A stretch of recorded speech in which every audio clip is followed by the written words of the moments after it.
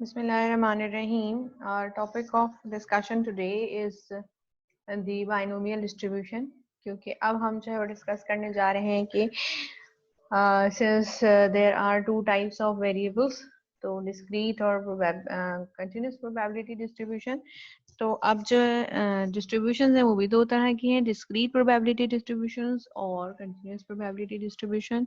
तो अभी सबसे पहले हम डिस्कस करेंगे डिस्क्रीट प्रोबेबिलिटी डिस्ट्रीब्यूशंस, यानी कि वो प्रोबेबिलिटी डिस्ट्रीब्यूशन जिसमें डिस्क्रीट वेरिएबल्स की प्रोबेबिलिटी को कैलकुलेट कर सकते हैं आप. तो one of that discrete probability distribution is the binomial distribution. तो बाइनोमियल डिस्ट्रीब्यूशन बेसिकली उन वेरिएबल्स के लिए एप्लीकेबल होती है जिन उन एक्सपेरिमेंट्स के लिए, उन वेरिएबल्स के लिए जिनके रिस्पॉन्सेस को हम दो कैटेगरीज में कैटेगराइज कर सकते हैं. As its name indicate that it's a binomial distribution, means every variable has two responses or two outcomes.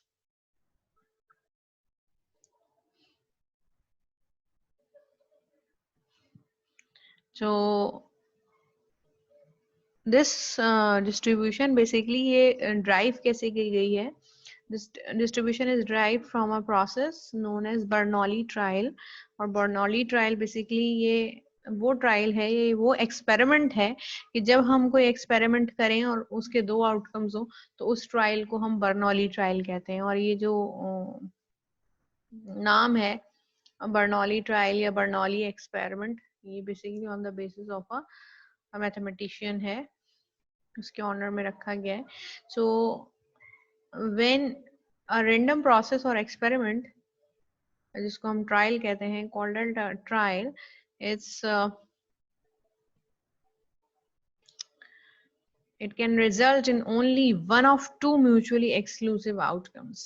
ठीक है, दो आउटकम्स हो और दोनों में से कोई एक बैक वक्त हो सकता हो, एक वक्त में हो सकता हो, बैक वक्त दोनों ना हो सकते हो. तो वो ऐसे आउटकम्स को कहते हैं म्यूचुअली एक्सक्लूसिव आउटकम्स. ये हम पहले डिस्कस कर चुके हैं. लेकिन बायनोमियल डिस्ट्रीब्यूशन में वो जो दो आउटकम्स हैं वो भी म्यूचुअली एक्सक्लूसिव आउटकम्स होंगे. मिसाल के तौर पर अगर आपने एक true and false question attempt किया है, तो जब आप उसको अटेम्प्ट कर रहे हैं, अटेम्प्ट करने से पहले यू नो कि दो ही आउटकम्स हैं, या तो वो आप ट्रू करेंगे या आप फॉल्स करेंगे, मगर आप एक वक्त में दोनों नहीं कर सकते. तो वो जो ट्रायल है वो बर्नौली ट्रायल कहलाएगी. ठीक है, या मिसाल के तौर पर अगर मैं आपसे पूछती हूँ कि डू यू लाइक टी, ठीक है, चाय पीना आपको पसंद है, तो बैक वक्त या तो आपका जवाब, इसके दो आउटकम्स होंगे, या तो यस या नो. ठीक है, तो ये भी एक बर्नौली ट्रायल हो सकती है, मगर या तो जवाब हाँ में होगा या ना में होगा, दोनों साथ नहीं होंगे.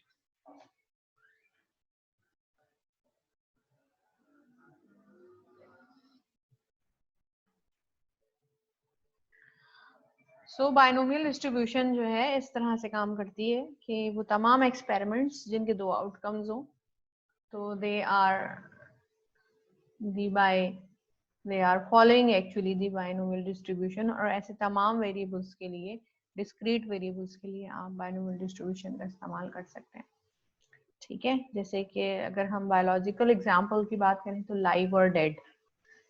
ठीक है, डेड और अलाइव ये दो रिस्पॉन्सेज हैं. सिक और वेल ये दो रिस्पॉन्सेज हैं. डिलीवरीज के उसमें फुल टर्म डिलीवरी या प्री मैच्योर डिलीवरी, ये भी एक बर्नौली ट्रायल हो सकती है. तो इस तरह से कैलकुलेट कर सकते हैं मुख्तलिफ प्रोबेबिलिटीज को.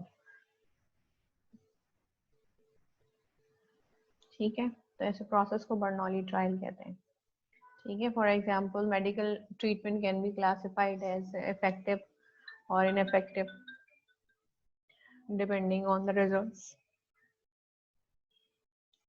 इसी तरह a person can be classified as having normal और एबनॉर्मल ब्लड प्रेशर. तो ये भी सारे जो है डिस्क्रीट वेरिएबल्स हैं और इनको बाइनोमियल डिस्ट्रीब्यूशन के थ्रू चेक किया जा सकता है. मल्टीपल चॉइस क्वेश्चंस की अगर हम बात करें तो sometimes you have more than two options, मगर उनको भी हम फर्दर कैरेक्टराइज कर सकते हैं एज करेक्ट और इनकरेक्ट. तो अगेन अगर चॉइसेस ज्यादा भी हैं तो हम ये देखते हैं क्या इनको 2 कैटेगरीज में डिवाइड कर सकते हैं या नहीं कर सकते, ठीक है। तो even though there are 4 to 5 choices, but you can classify them as correct or incorrect, ठीक है। Now moving towards the binomial experiment, किसी भी experiment को binomial experiment कह सकते हैं अगर वो 4 requirements को पूरा करता हो। एक तो ये कि there must be a fixed number of trials, ये जो डिस्ट्रीब्यूशन है बेसिकली इसकी कुछ लिमिटेशंस हैं, तो उसकी लिमिटेशंस में ये है कि there must be a fix number of trials, ये इनडेफिनिट टाइम्स ऑफ ट्रायल्स को केटर नहीं करती है, क्योंकि कोई भी एक्सपेरिमेंट जब होगा तो प्रैक्टिकली उसकी फिक्स नंबर ऑफ ट्रायल्स होंगी।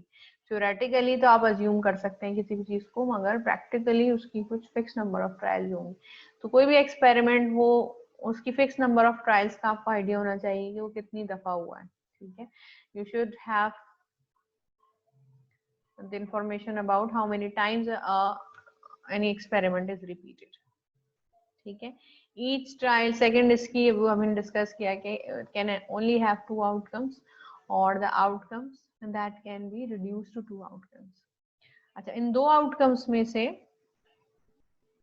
one of the outcome is rated as success and the other one is rated as the failure।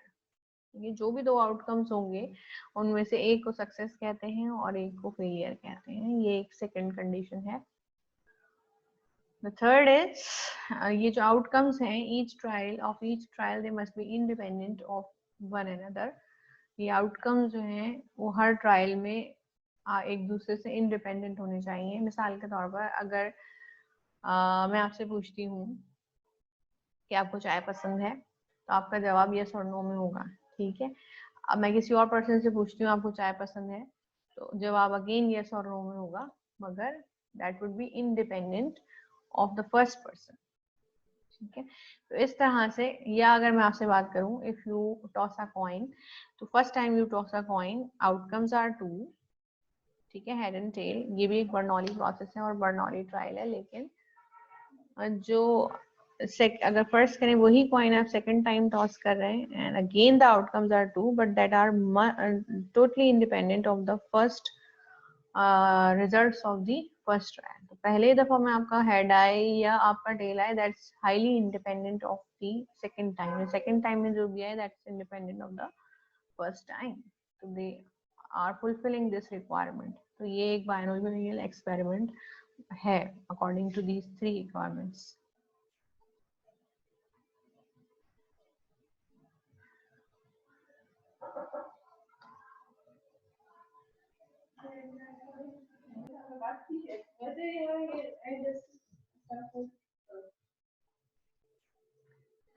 And so the probability of success, it should remain same.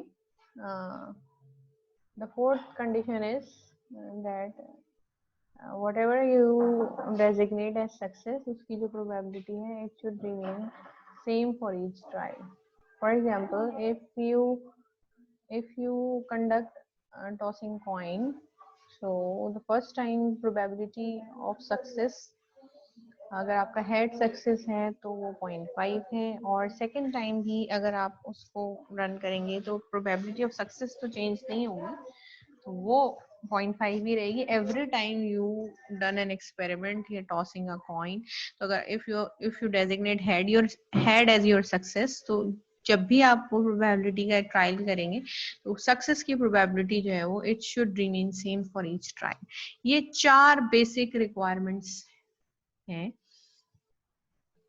और जो भी experiment in चारों को fulfil करता है उसको binomial experiment कहते हैं, और उसकी प्रोबेबिलिटी आराम से बायनोमियल डिस्ट्रीब्यूशन से कैलकुलेट की जा सकती है, ठीक है। इसकी एक और एग्जांपल हम दे देते हैं, ठीक है। जेंडर वाली बड़ी अच्छी एग्जांपल है कि 2 ही आउटकम्स हैं, बॉय और गर्ल, ठीक है। एंड एवरी टाइम जो आउटकम्स हैं they are independent of the previous one, and the fourth one is also fulfilled. That for example if the success is the being girl is a success, उसकी probability every time same है, probability of success is 0.5 every time, ठीक है, in every birth. तो similar is the case with many other examples. तो अब हम देखते हैं, तो जब बाइनोमियल एक्सपेरिमेंट्स के आउटकम्स की प्रोबेबिलिटीज को हम in the form of a distribution display करते हैं, तो वो प्रोबेबिलिटी डिस्ट्रीब्यूशन कहलाती है बाइनोमियल डिस्ट्रीब्यूशन। और हर डिस्ट्रीब्यूशन के पीछे बेसिकली एक फॉर्मूला काम कर रहा होता है, जिससे आप आराम से प्रोबेबिलिटीज को कैलकुलेट कर सकते हैं। सो बाइनोमियल डिस्ट्रीब्यूशन में भी एक फॉर्मूला है, और ये है वो उसका फॉर्मूला। तो बेसिकली बाइनोमियल डिस्ट्रीब्यूशन में हम क्या कैलकुलेट करते हैं, we calculate the probability of success. ठीक है, तो ये इसका फॉर्मूला है, और इसके साथ साथ ये पूरा इसका फॉर्मूला है। तो बाइनोमियल डिस्ट्रीब्यूशन बेसिकली इस फॉर्मूले पे काम कर रही होती है, इसके पीछे ये वाला फॉर्मूला काम कर रहा होता है। तो व्हाट इज दिस, इसको हम एक्सप्लेन कर देते हैं। n is what, n is the number of trials, ठीक है जी। एंड आई थिंक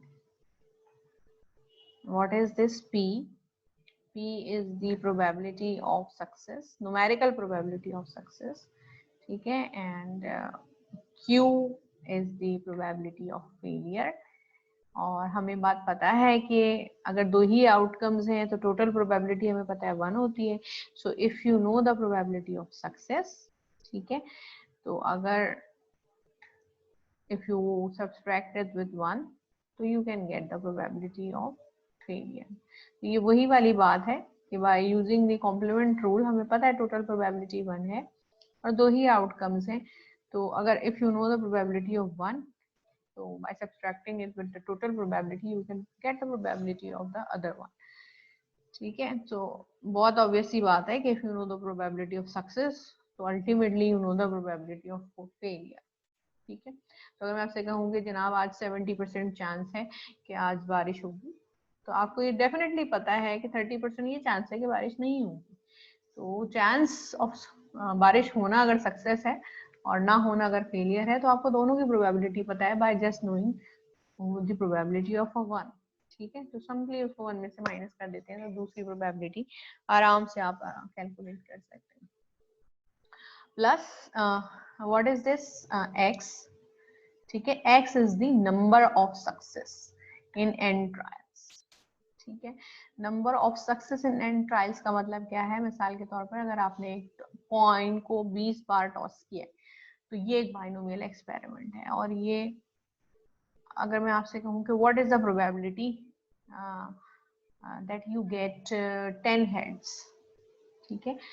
तो अब आपसे मैंने पूछा है number of successes in an trials, basically इसकी क्या प्रोबेबिलिटी है। तो ये आप कैसे कैलकुलेट करेंगे, तो ये कैलकुलेट करने के लिए आपके पास ये फॉर्मूला मौजूद है। तो यहाँ पर हमें पता है कि प्रोबेबिलिटी ऑफ सक्सेस जो है 1/5 है, 1/2 है, मींस 0.5। n जो है वो in this case n that would be 20, ठीक है जी।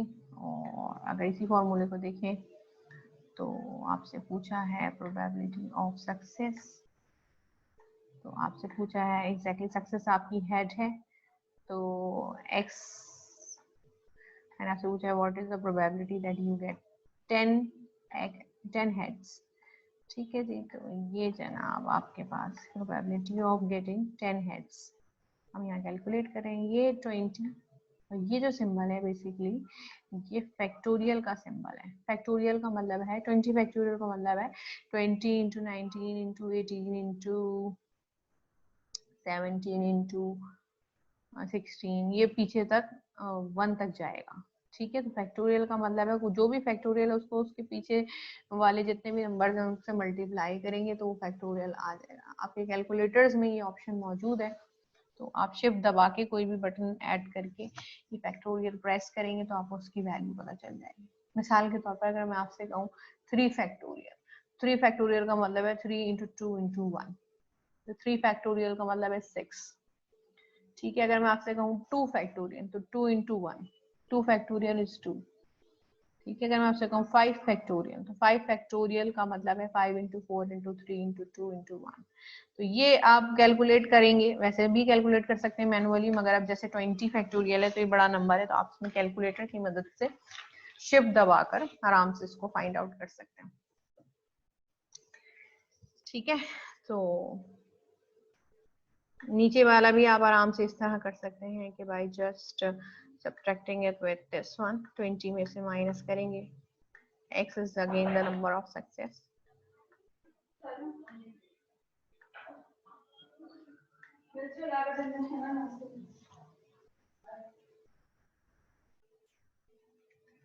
So फैक्टोरियल यहाँ लगाएंगे x की जगह अगेन 10 फैक्टोरियल। ठीक है, I'm sorry I'm taking the help of lighter but highlighter sorry. And probability of success हमारे पास in this case 1/2 है, तो 1/2 और इसकी पावर अगेन 10, इसको ऐसे सॉल्व कर सकते हैं, और Q भी हमारे पास जो है वो 1/2 है। सो ये देखिए मैं क्या कर रही हूँ, आई होप आपको समझ में आ रहा होगा। ठीक है, सो 20 में से 10 माइनस करेंगे तो ये अगेन 10 हो जाएगा। तो you will solve this and जो भी आंसर आएगा वो प्रोबेबिलिटी होगी कि you will get the 10 heads out of 20। ठीक है, सेम इज द केस, एक और एग्जांपल है, वहां पे मैंने 20 टाइम्स टॉस किया था, यहाँ पर जो एग्जांपल है वो है 10 टाइम्स की। यहाँ पे एग्जांपल है coin is toss 3 times, so what is the probability of getting exactly 2 heads. या पहले सैंपल स्पेस बना के भी कर चुके हैं, और या वैसे भी कर सकते हैं, डिस्ट्रीब्यूशन के थ्रू भी कर सकते हैं। सो यू कैन सी, आप इसको फॉर्मूले के थ्रू भी कर लें, आप इसको वैसे भी कर लें, तो दोनों सूरतों में जो आंसर है ये सेम आएगा। ठीक है, मगर डिस्ट्रीब्यूशन की सहूलत आपको जब ज्यादा फील होती है, जब आपके पास नंबर ऑफ ट्रायल्स बहुत ज्यादा हो, जैसे कि अभी मैंने आपसे बताया कि 20 टाइम्स अगर आपने कोई एक्सपेरिमेंट किया है और उसमें आपसे पूछ रही प्रोबेबिलिटी ऑफ गेटिंग 10 हेड्स, अब वो आप सैंपल स्पेस उसकी ड्रॉ करना वो बहुत टीडियस हो जाएगा, बहुत लेबोरियस होगा। तो वहां पर फिर आप ये सिंपल फॉर्मूला ऐड करें and you can get the answer. इसी तरह अब यहाँ पर एक क्वेश्चन है कि एक सर्वे है, उसमें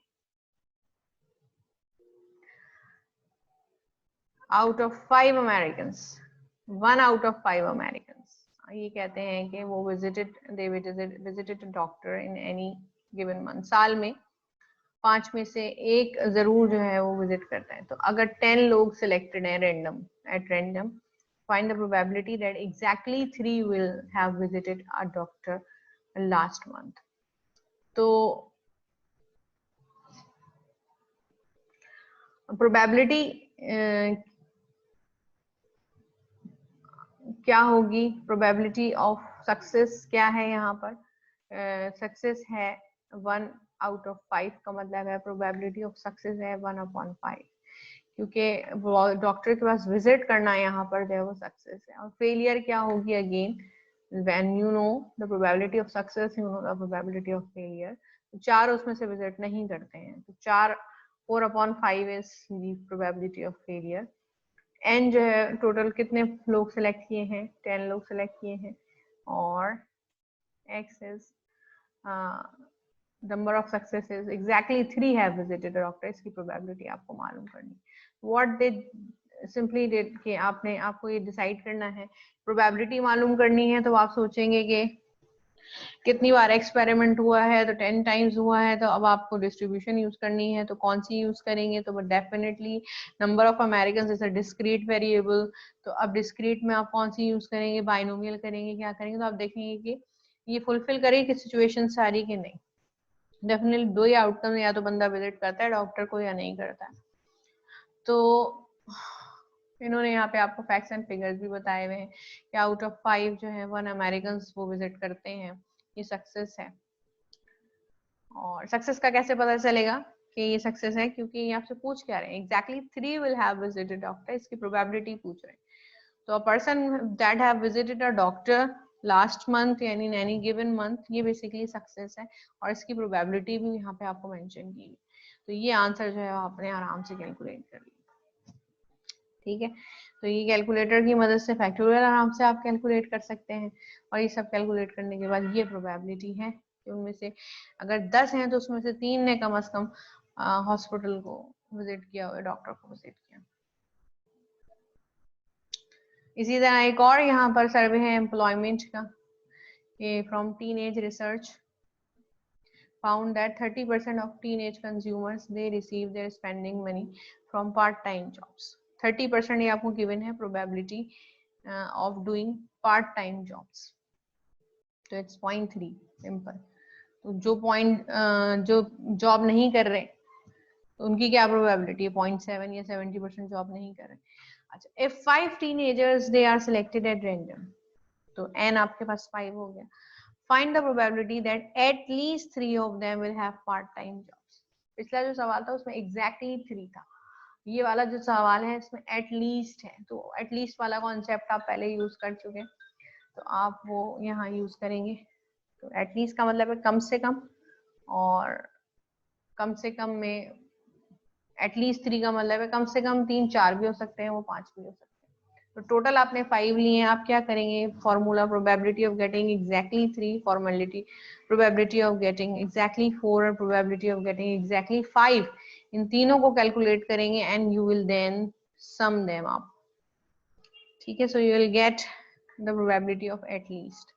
ये वही कॉन्सेप्ट है जो आपने एडिशन में यूज किया था।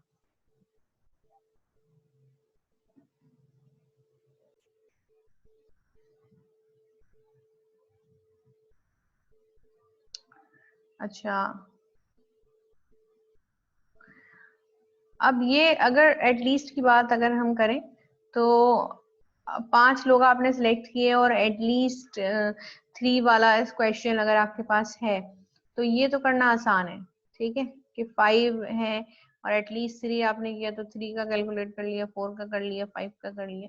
लेकिन अगर मैं सवाल दूंगी आपने 50 लोगों को सिलेक्ट किया और एटलीस्ट 30 वो पार्ट टाइम जॉब्स करते हो, तो अब आप जो है वो मुश्किल में आ जाएंगे, क्योंकि एटलीस्ट 30 का मतलब है 31, 32, 33, 34, 35, 36, 37 सो ऑन 50 तक।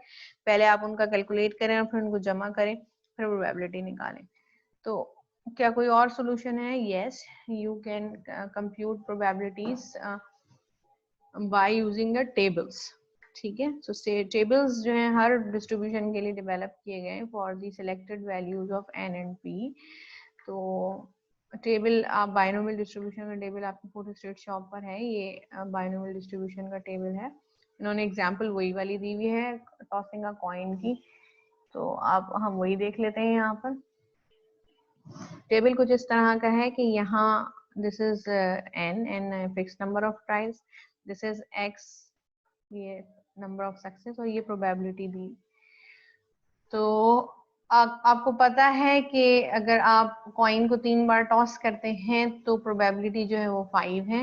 यहाँ से ये आप चूज करेंगे, और नंबर ऑफ सक्सेस जो है आपके पास एग्जैक्टली 2 हेड्स हैं, तो और नंबर ऑफ ट्रायल्स जो है वो 3 है। तो बेसिकली यहाँ पर 3 में जाकर आप देखेंगे नंबर ऑफ ट्रायल्स 3 वाले कॉलम पर आप देखेंगे कि probability of exactly 2 getting heads, तो वो यहाँ से ये वाला कॉलम और वहां से प्रोबेबिलिटी वाला कॉलम, उस पे जो भी रीडिंग होगी यू विल चूज इट। तो आप ये देखें ये टेबल पे आपको मिलेगी 0.375 which is exactly the same which you have calculated through formula.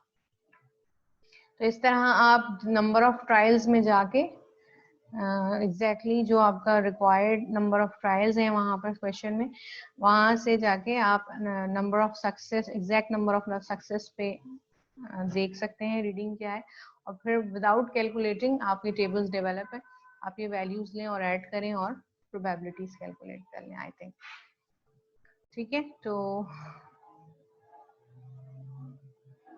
ये सवाल है अब आपके पास, इसको आपको खुद सॉल्व करना है। इसका स्क्रीनशॉट ले लें। With this I shall stop here. इंशाल्लाह नेक्स्ट लेक्चर कंटिन्यू करें।